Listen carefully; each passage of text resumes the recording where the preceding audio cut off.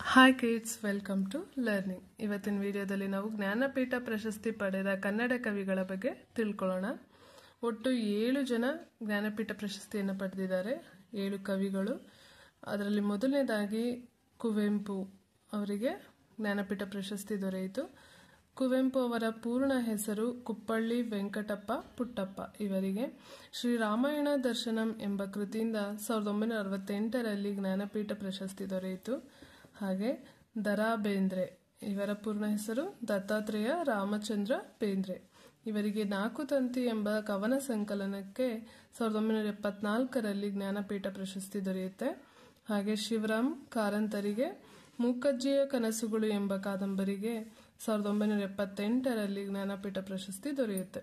Next, Masti Venkatesh Iyengar ಅವರಿಗೆ ಚಿಕ್ಕವೀರ ರಾಜೇಂದ್ರಕ್ಕೆ 1983ರಲ್ಲಿ ಜ್ಞಾನಪೀಠ ಪ್ರಶಸ್ತಿ ದೊರೆತರೆ. ವಿ.ಕೃ. ಗೋಕಾಕ್, ಇವರ ಪೂರ್ಣ ಹೆಸರು ವಿನಾಯಕ ಕೃಷ್ಣ ಗೋಕಾಕ್. ಇವರಿಗೆ ಭಾರತ ಸಿಂಧು ರಶ್ಮಿ ಎಂಬ ಮಹಾಕಾವ್ಯಕ್ಕೆ 1990ರಲ್ಲಿ ಜ್ಞಾನಪೀಠ ಪ್ರಶಸ್ತಿ ದೊರೆಯುತ್ತೆ.